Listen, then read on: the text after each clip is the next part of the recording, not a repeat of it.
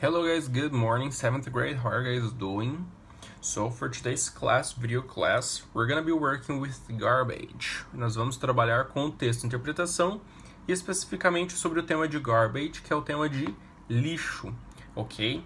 Então a gente vai trabalhar com alguns aspectos relacionados a esse tema de garbage e nós vamos trabalhar o texto e a interpretação desse texto.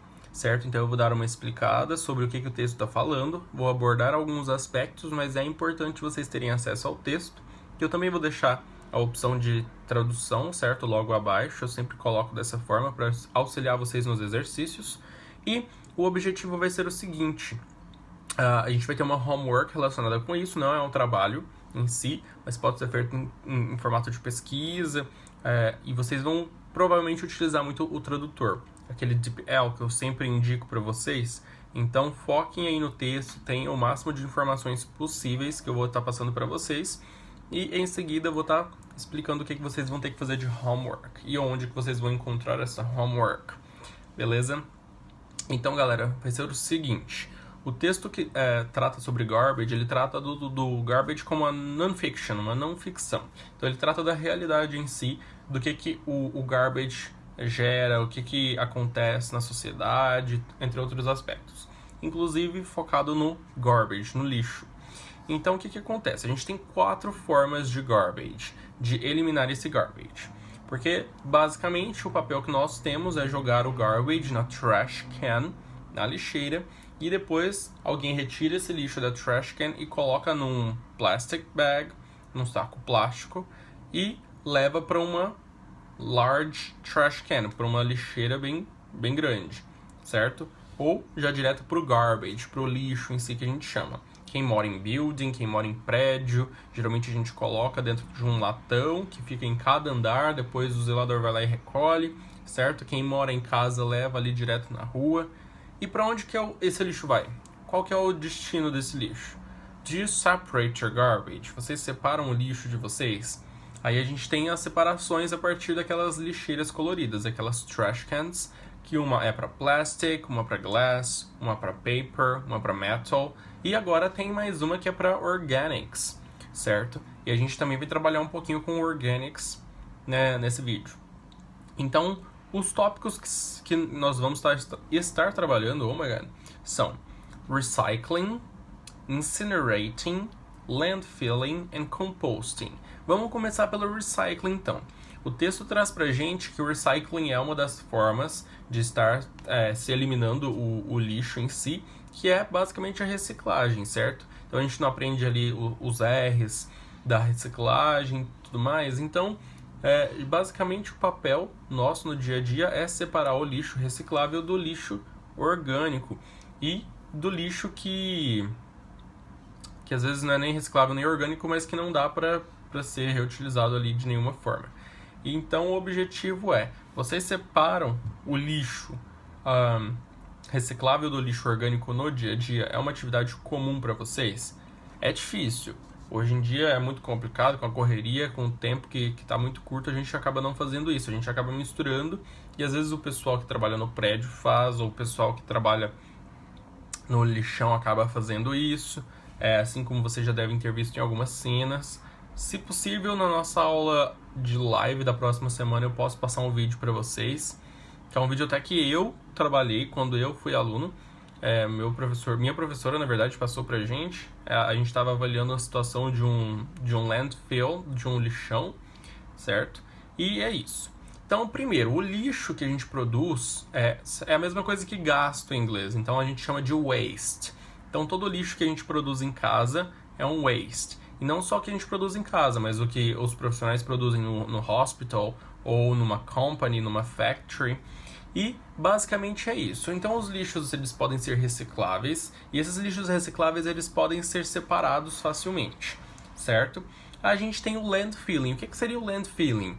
É uma forma de estar eliminando o nosso waste, o nosso lixo, que é levando diretamente para o lixão. Como é que é feito isso? Geralmente eles abrem o espaço, não sei se vocês já passaram por algum aterro sanitário, eles abrem o espaço com a máquina, o caminhão vai lá e despeja todo o lixo, eles vão enterrando esse lixo. Então acaba que tem uma montanha gigantesca. Quem já foi para Trindade, passou ali pela Avenida dos Romeiros, já viu que tem o aterro sanitário, dá para ver de longe, e épocas de muito vento, o vento acaba carregando o cheiro e é horrível, então assim, tem muita residência ali perto, o pessoal acaba que já é até acostumado com o cheiro, né? Mas para quem não é acostumado e passa ali, é um cheiro horrível. E já tem uma montanha gigantesca, eles já estão fazendo uma outra montanha do lado, então é lixo para mais metros. Então isso é basicamente o landfilling, é você eliminar o waste enterrando ele. Você vai eliminar o lixo enterrando ele, digamos assim, num lote baldio. Um lote que ninguém usa, então uma área ali pública, eles vão lá e despejam esse lixo. A gente tem também o composting. O composting ele é basicamente feito para organic waste, para lixo orgânico. Então, o que seria o lixo orgânico? Casca de ovos, oh my god, vamos lá, casca de alimentos, eu ia falar, é porque em inglês é skin, né, pele. Então, a casca dos alimentos, de vegetables, fruits, certo? Então, esses lixos orgânicos que a gente acaba jogando no lixo comum, eles podem ser reutilizados para a gente fazer um composting. O composting nada mais é do que você transformar esse waste em adubo, certo? Então, você vai transformar ele para enrich the soil, para enriquecer o solo, para ajudar as plantas a se desenvolverem melhor. Então, é um adubo natural ali que você pode estar fazendo. Então, mistura um pouco de terra, mistura com aquele resto de waste, ele vai se decompor, certo? Então, ali você faz uma compostagem para utilizar nas suas plantas, em qualquer tipo de planta. And incinerating, e o nosso último vai ser o incinerating, que nada mais é do que você queimar o lixo. Então, quando você incinera, principalmente o lixo hospitalar, ele é incinerado, porque o lixo hospitalar não pode ser coletado nem despejado junto ao lixo residencial, por exemplo, por conta de ter sangue, ter resíduos orgânicos, remédios, seringas, entre outros aspectos, eles não podem ser misturados, então eles não podem ir para o lixão. Tem muita gente que trabalha no lixão, os próprios coletores do caminhão, entre outros aspectos, eles podem se machucar se tiver um lixo ali irregular, um lixo hospitalar junto com um lixo comum. Então acaba que esse lixo ele tem que receber um tratamento específico. E é uma empresa específica que pega esse lixo, por exemplo, nos hospitais. E aí essa empresa vai e incinera todo esse produto antes dele ir pro lixão, certo? Antes dos restos, porque sobram os restos, certo? Digamos assim, um pó, e esse pó ele vai pro lixão, ele tem um descarte depois normal. Depois de incinerado não tem problema, tá misturado, certo? Porque vai ser enterrado de qualquer forma. E aí nós temos, por exemplo, um fator que é the pollution of the air. Então, quando você incinera o lixo, basicamente lixo hospitalar, você está poluindo o ar, está poluindo o meio ambiente. E quando você somente despeja o lixo na landfill, o lixo lá no aterro sanitário, no lixão, o lixo tem um juice, esse suco, esse juice, que é o chorume, certo? Que acaba, é um líquido bem fedido, que acaba saindo do lixo em si, e isso afeta as camadas do solo, entre outros aspectos, ou seja, de todas as formas, se a gente reciclar, se a gente fazer compostagem, tudo certinho, acaba que a gente reduz muito desse lixo e a gente auxilia muito o meio ambiente. Porém, o texto também traz um aspecto muito interessante, que seria que a reciclagem acaba gastando muito mais energia do que economizando. Então, acaba que o processo da reciclagem é um processo de muito gasto de energia. Então o texto também traz esse aspecto, porém ele explica tudo direitinho para vocês ali. Não vou explicar o texto, não vou ler todo o texto para vocês, certo? Então o texto basicamente fala disso. Eu estou olhando para lá, mas a câmera está aqui, é porque a câmera está embaixo, é diferente. Então o texto trata basicamente disso, que o lixo ele não tem um pó de perlim-pim-pim que faz ele desaparecer, tem todo o processo difícil, certo? Que a gente tem que entender como é que a gente trabalha. E basicamente a homework de vocês vão ter acesso a essa homework lá pelo Google Classroom, no tópico de inglês terceiro bimestre. Prestem bastante atenção, ok? Esse é um novo tópico para vocês não postarem no antigo.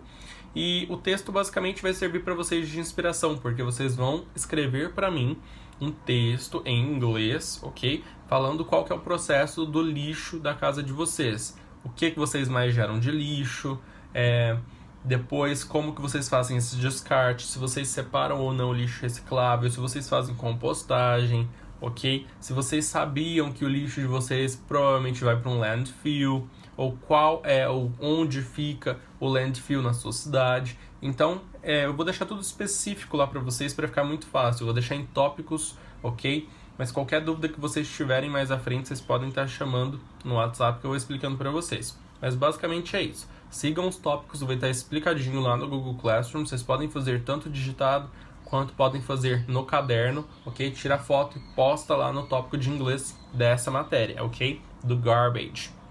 E é isso, pessoal. Então esse é o tema do nosso vídeo de hoje, da nossa aula de hoje. Estuda o texto, leia o texto, pratiquem as palavras. Tem muita palavra que é igual em português e tem muita palavra que é muito similar, ok? E que vocês até conhecem em inglês e conseguem assimilar muito já o contexto. Então treina esse inglês, ok? That's it, guys. Thanks ever so much. Bye bye.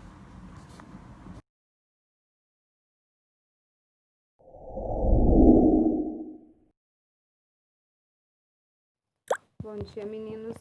Nós vamos falar sobre os plateumintos, que são os vermes de corpo chato, né? Nós temos aí a planária, esquistossoma e a solitária como exemplo. Nós vamos dar esses três. Eles são vermes de corpo achatado, né? Tem vida livre, vão apresentar a boca. A respiração é por meio da epiderme do animal. Né? Todas as três formas aí apresenta boca. Ele vai apresentar um sistema nervoso organizado de forma difuso, mas também não é centralizado. Pode, no caso da tênia, tá? A respiração dela é anaeróbia. Os outros, a respiração é cutânea. E o sistema digestório, ela é incompleta, tá? Eles apresentam só boca, mas não tem ânus. Nós temos a reprodução. A reprodução desses animais é assexuada e sexuada. A planária, na página 23 de vocês do livro, pega lá e destaca. Nós temos a reprodução da planária. Ela pode reproduzir de forma assexuada por uma divisão. Então, se às vezes pega o animal e corta ele de forma transversal, né, ele consegue reproduzir da origem a um novo animal, né, idêntico ao que foi dividido. E na reprodução sexuada, né, elas vão se aproximar, unir ventralmente, e elas vão ter troca de gametas masculinos, tá? Por meio de uma abertura que é chamada de poro genital.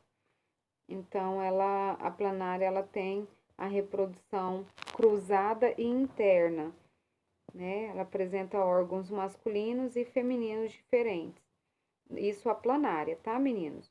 O esquistossomo, ele vai ter a reprodução dele, né, vai ser sexuada.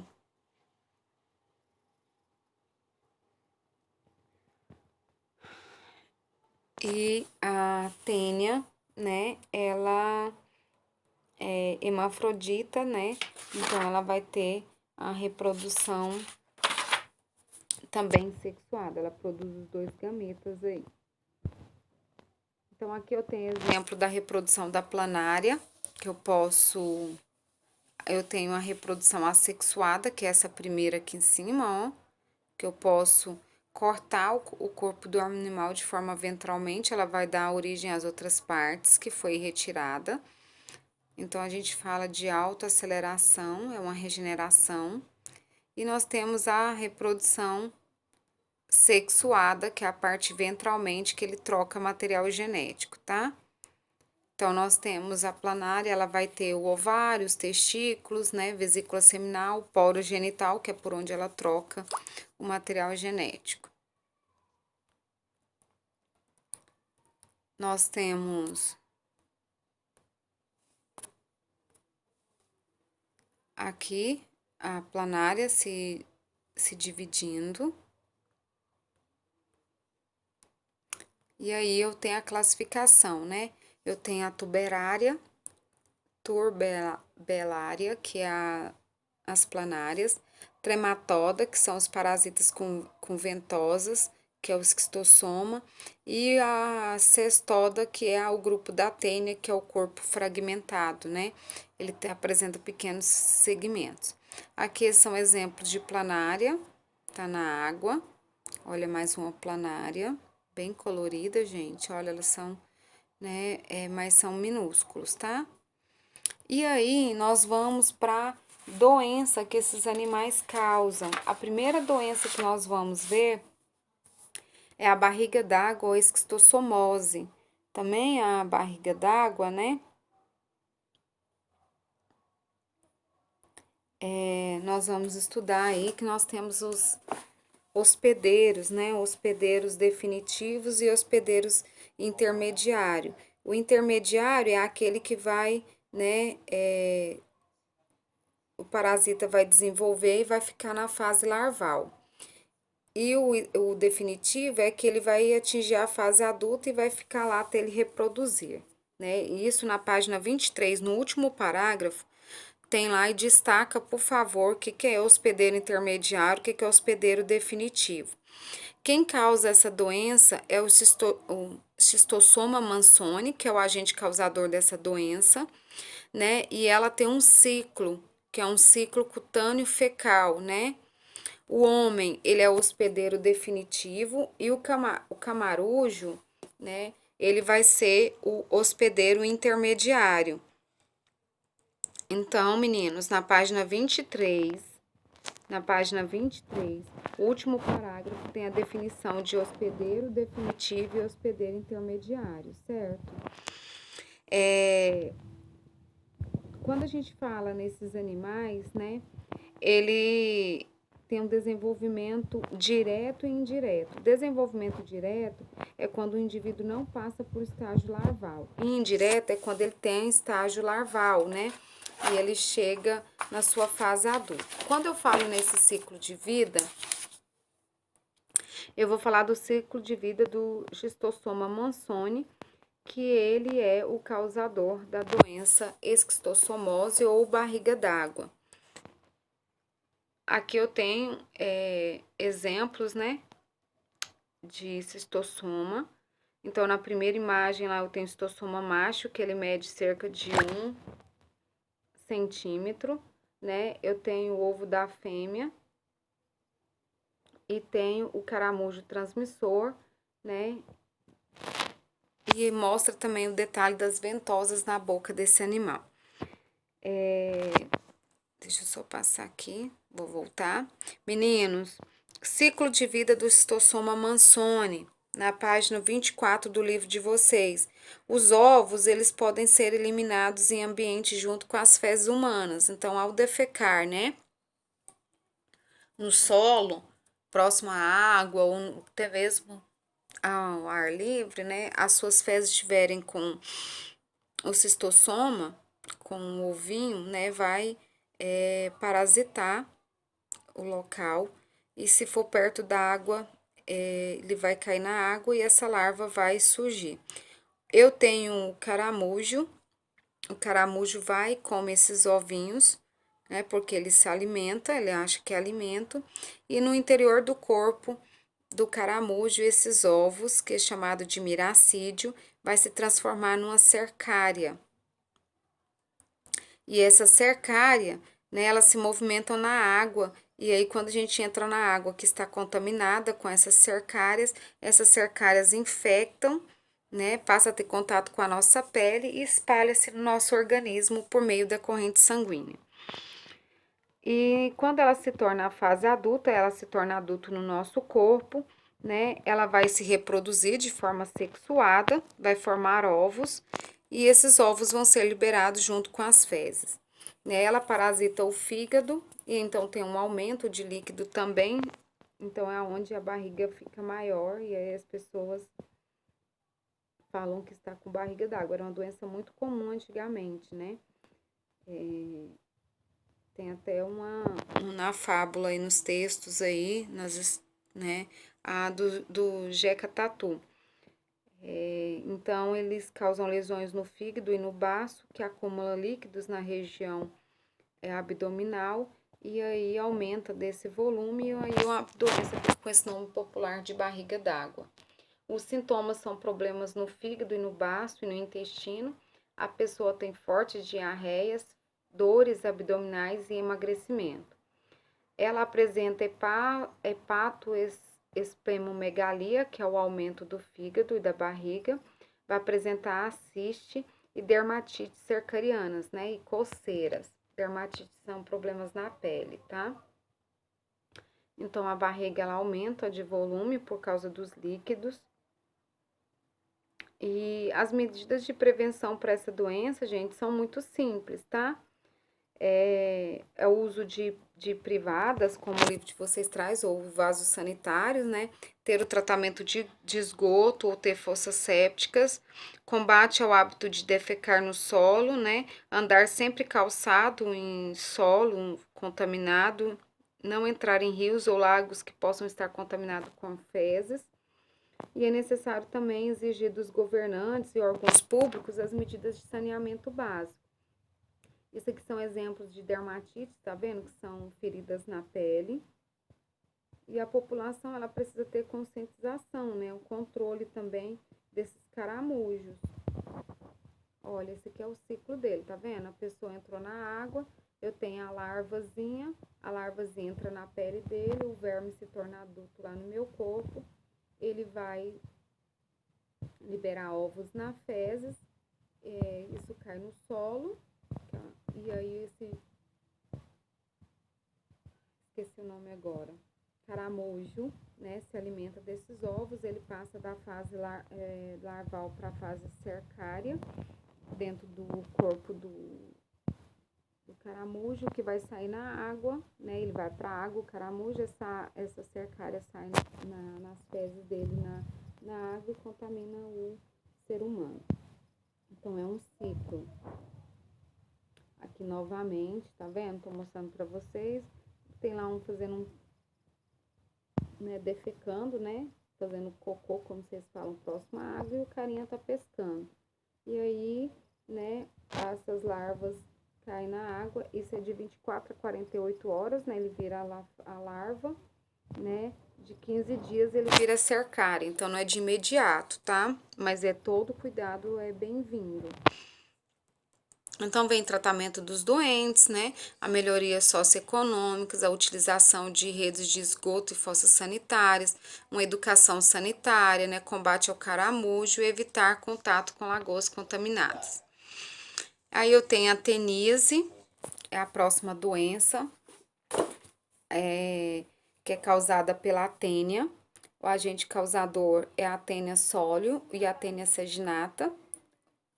A tênia é o adulto, então ela pode ser da carne de porco ou de boi, tá? É um ciclo oral fecal, né? Eu tenho o homem como hospedeiro definitivo e o boi como ou o porco como hospedeiro intermediário, tá? Aqui eu tenho imagens da tênia. Então, ela tem ventosas, a tênia sanguinata, ela tem 4 ventosas, e a tênia sóleo, ela tem as ventosas em cima, ela tem como se fosse um gancho para poder prender. Ela pode alcançar metros de comprimento e ela tem as poglotezinhas quando ela está madura. Gente, quando ela sai do intestino, ela não sai misturada com as fezes, ela sai bem branquinha, tá? Tem pessoas que quando ela atinge a fase adulta no intestino, ela sai naturalmente, né? A pessoa nem precisa estar defecando para ela sair. Quando a gente fala na tênia, ela é chamada de solitária porque ela não deixa nenhum outro hospedeiro, nenhum outro tipo de verme viver no intestino. Porém, ela é uma das mais difíceis de ser combatidas, tá? Então, não é qualquer vermífugo que vai matar esse animal. Então, as tênias, elas reproduzem de forma sexuada por autofecundação.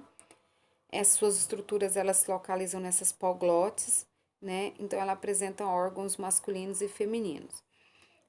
Após a fecundação, essas poglotes ficam grávidas e aí a tênia sólio, ela vai hospedar o porco, né? Que é o hospedeiro intermediário dela. E a saginata, ela vai hospedar o boi. Então, essa é a principal diferença das duas, certo? Sintomas dessa doença. Gente, na página 25 tem o ciclo de vida e tem os sintomas. Então, eu tenho a perda ou aumento excessivo do peso, de apetite. Geralmente tem perda de apetite, perda de peso. Náuseas, vômito, insônia, irritação, diarreia, flatulência, que é o excesso de gases, tal, aumento ou perda de apetite, fraqueza e muita palidez. A pessoa fica amarela, fica pálido, tá? Após o amadurecimento dessa tênia no seu organismo, o ser humano pode ingerir alimentos contaminados com ovos, certo? Que vai eclodir dentro do sistema digestivo. Aqui é o ciclo de vida. Ao comer carne, gente, mal assada ou mal cozida, seja de porco ou de boi, de vaca, de porca, né? Esses ovinhos passam para o interior do seu corpo em forma de cisto, bem minúsculo, bem pequeno. E aí ela vai parasitar para no intestino, lá no intestino ela desenvolve e fica a forma adulta. Aí lá dentro do intestino ela começa a liberar esses ovinhos, que aí as pessoas ao defecarem em ambientes, né, e forem misturados com alimentação, o animal come e isso passa para a carne. Por isso que as carnes elas são inspecionadas em frigoríficos antes de mandarem para os açougues para a gente poder comprar. Aqui exemplos, ó, de carnes, essas bolinhas aqui, ó, são as certicoses, tá? São os ovinhos dessa que tá presente na carne, tá? Já encontraram em carne de frango também, mas é menos comum, mas a de porco ela é a mais comum, tá? Encontrarem. A profilaxia, tá? Como que é o tratamento? Ao tratamento dos doentes com remédios, higiene, tá? Higiene de frutas, verduras, legumes, higiene da carne, saneamento básico, é o tratamento de esgoto, certo? Inspeção das carnes nos abatedouros, então sempre comprar carne em locais que você tenha confiança, que as carnes são inspecionadas. E comer carnes bem cozidas, tá? Ou bem assadas. Outro, meninos, cuidado com alface e outros alimentos, folhagens em geral. Então, lavar bem lavadinho, tem todo um procedimento de lavagem para a gente deixar. Nós temos a cisticercose, que é uma doença também causada pelo ovo da tênia, que às vezes ao invés dela ir ficar alojado no intestino, ela cai na corrente sanguínea e vai para lá, parar no cérebro. Aí ela causa a doença chamada cisticercose. Então, a cisticercose é a larva da tênia, né? Ela fica no homem como hospedeiro e ela pode alojar nos olhos, nos músculos, na pele ou no cérebro e pode ser até fatal. A forma de evitar é a higiene e o saneamento básico. Aqui eu tenho a foto, tá vendo esses buraquinhos aqui na massa cefálica? São locais onde tinha ovos, né? Então a pessoa pode ter convulsões e até ir a óbito com essas larvazinhas na cabeça, ó. Então eu tenho lá o escólex, que é a cabeça, e a cápsulazinha onde fica essa escólex é a cabeça da tênia, tá? É onde ela gruda no intestino. E essa cápsula é que protege ela do suco gástrico do estômago. Olha esse cérebro, como que ficou de cerco. Então, ela estava tomado pela doença. E vocês vão fazer a atividade no livro para mim, 30 e 31, tá? Que é exclusivamente dos plateumintos. Meninos, as correções vai acontecer na live de terça-feira e eu vou fazer perguntas aos alunos sobre esse conteúdo. Então, assista essa aula, marquem, destaquem no livro, né? Porque eu terei a participação de vocês nas correções e com perguntas do conteúdo que vai valer uma nota, tá ok? Beijos para vocês, até a próxima aula.